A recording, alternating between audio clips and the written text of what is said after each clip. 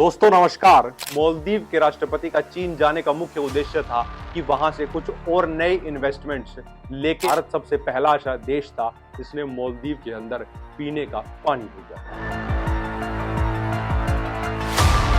साथ ही ये पूरा का पूरा जो इंडिया आउट कैंपेन चला गया, यहीं से कहीं ना कहीं चीन के हस्तक्षेप को भी हमें समझने की जरूरत है। साथियों, इस पूरे कैंपेन के पीछे कहीं ना कहीं चीन जरूर नजर आता था, क्योंकि साथियों जो मोहम्मद मुइज़ू से पहले जो मालदीव के अंदर सरकार थी इब्राहिम सोली की, वो किसी भी रूप में इस तरीके की गतिविधियों को स्पेस नहीं देती थी और इब्राहिम सोली के चलते ही भारत और मालदीव के बीच संबंध बहुत मजबूत थे। क्योंकि अब्दुल्ला यमीन की सरकार जब 2013 में चली गई थी,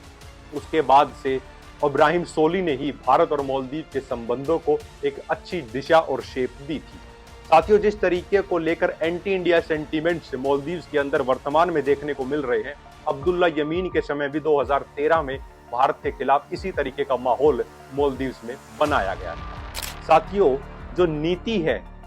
मोहम्मद मुइज़ू की भविष्य में, वो उसको किस तरीके से भारत में वो देखने वाले हैं, उसके कुछ उदाहरणों के जरिए भी हमें उसे समझने की जरूरत है। साथियों, कोई भी जब नया राष्ट्रपति मालदीव के अंदर आता था, पहले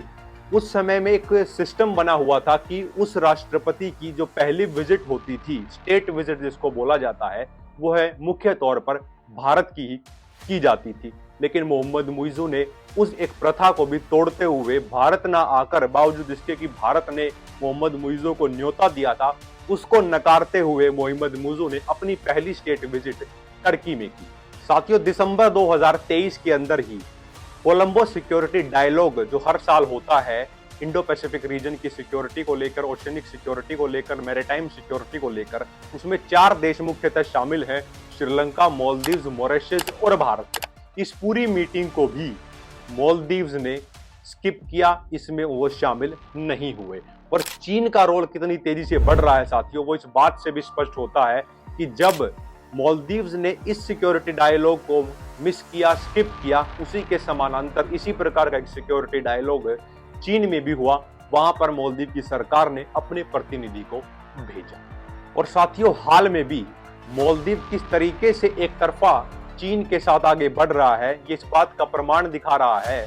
कि हाल ही में 5 दिन की विजिट पर मालदीव के राष्ट्रपति मोहम्मद मुइज़ू चीन भी गए हुए हैं। कुछ रिपोर्ट्स और एक्सपर्ट्स का ये मानना है कि मालदीव के राष्ट्रपति का चीन जाने का मुख्य उद्देश्य था कि वहां से कुछ और नए इन्वेस्टमेंट्स लेके आना। लेकिन इस प्रकार की कोई भी हमें इन्वेस्टमेंट के प्रोजेक्ट्स को लेकर या फिर किसी प्रकार की ऐसी डील चीन और मालदीव के बीच होती हुई नहीं नजर आई। लेकिन उसी के साथ साथ हमें इस बात पर गौर करने की जरूरत है कि मालदीव के राष्ट्रपति ने चीन में जाकर एक बात पर पुरजोर जोर दिया कि वह चाहते हैं चीन और मालदीव के बीच एक फ्री ट्रेड एग्रीमेंट की जो चर्चाएं बंद हो गई थी, उनको फिर से रिवाइव किया जाए। लेकिन भले ही मालदीव को चीन से कोई इन्वेस्टमेंट के रूप में कोई अमाउंट नहीं मिला, कोई पैसा नहीं मिला, लेकिन चीन ने एक काम जरूर किया कि चीन और मालदीव के जो संबंध थे, वो स्ट्रेटेजिक रिलेशंस थे, उनको एक कदम आगे बढ़ाते हुए चीन के और मालदीव के बीच अब संबंध कॉम्प्रिहेंसिव स्ट्रेटेजिक हो चुके हैं। ये एक डिप्लोमेटिक रूप से एक चीन और मालदीव के संबंधों की मजबूती को दर्शा रहा है। साथियों, जिस तरीके से ये पूरी इन्वॉल्वमेंट हुई है और लगातार मालदीव के अंदर एंटी इंडिया सेंटीमेंट्स बन रहे हैं, इसके चलते जो वर्तमान में मालदीव की सरकार के अंदर ओपोजिशन है, उस ओपोजिशन ने मोहम्मद मुइज़ू के खिलाफ नो कॉन्फिडेंस मोशन को भी दायर अपनी पार्लियामेंट के अंदर कर दिया है। साथियों, अब यहीं से हमारा आखिरी और महत्वपूर्ण सवाल आ जाता है कि किस तरीके से भारत और मालदीव के संबंध पहले रहे हैं और क्या अब उन पर असर पड़ सकता है, जिस तरीके से ये पूरे का पूरा विवाद हमें देखने को मिल रहा है।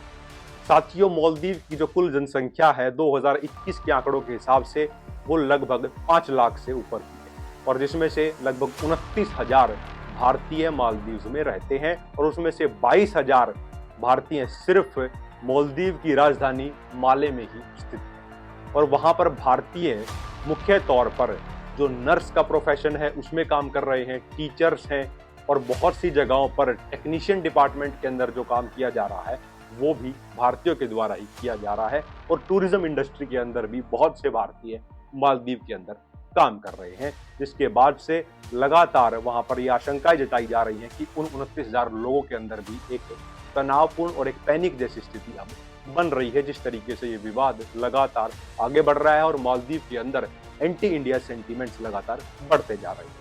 अब साथियों, जब मालदीव की बात आती है और जिस तरीके से प्रधानमंत्री मोदी की लक्षद्वीप में विजिट हुई, तो उसके बाद से टूरिज्म को लेकर लगातार चर्चाएं होती है। साथियों, जो मीटिंग रिसेंटली हुई वह भी बहुत ही महत्वपूर्ण है चीन और मालदीव की टूरिज्म की दृष्टि से भी, क्योंकि टूरिज्म को लेकर मालदीव के राष्ट्रपति ने खुले तौर पर यह कहा है कि चाइना ज्यादा से ज्यादा टूरिस्ट को वहां पर भेजे और भारत और मालदीव के संबंधों में टूरिज्म का एक महत्वपूर्ण रोल विशेष तौर पर कोरोना काल के बाद से बहुत अधिक रहा है। क्योंकि जब हम पिछले 3-4 साल के आंकड़ों को देखते हैं साथियों, तो 2 लाख तक भी भारतीय टूरिस्ट मालदीव्स में जाते रहे हैं, जिसके कारण मालदीव्स बहुत भारी मात्रा में रेवेन्यू को जनरेट करता है। और अगर कल्चरल एंगल पर भी बात की जाए तो भारत और मालदीव के संबंध बहुत पुराने रहे हैं कल्चरल एंगल से भी, चाहे जितनी भी ये एशियन कंट्रीज में, अगर हम विशेष तौर पर जो साउथ ईस्ट एशियन कंट्रीज हैं और जो वहाँ के आइलैंड हैं उनके साथ भारत के कल्चरल संबंध बहुत पुराने रहे। एक समय ऐसा भी था साथियों कि जब सुनामी मालदीव्स के अंदर आई थी, उस सुनामी के समय भारत सबसे पहला ऐसा देश था जिसने मालदीव के अंदर पीने का पानी भेजा था। लेकिन अब ये पूरा विवाद के कारण और जिस तरीके की नीतियां अब अपनाई जा रही हैं मालदीव के द्वारा, उससे ये बात स्पष्ट हो जाती है कि अगर डिप्लोमेटिक तरीके से इस पूरे के पूरे कंट्रोवर्सी को मालदीव से मैच्योरली हैंडल नहीं करता है तो ये तनाव हमें आगे भी बढ़ता हुआ नजर आ सकता है। साथियों, ये था पूरा इंडिया और मालदीव्स के बीच बढ़ती हुई कंट्रोवर्सी के पीछे के कुछ कारण। कमेंट सेक्शन में अपना फीडबैक जरूर दें। आपने मुझे सुना, उसके लिए बहुत बहुत धन्यवाद। जय हिंद।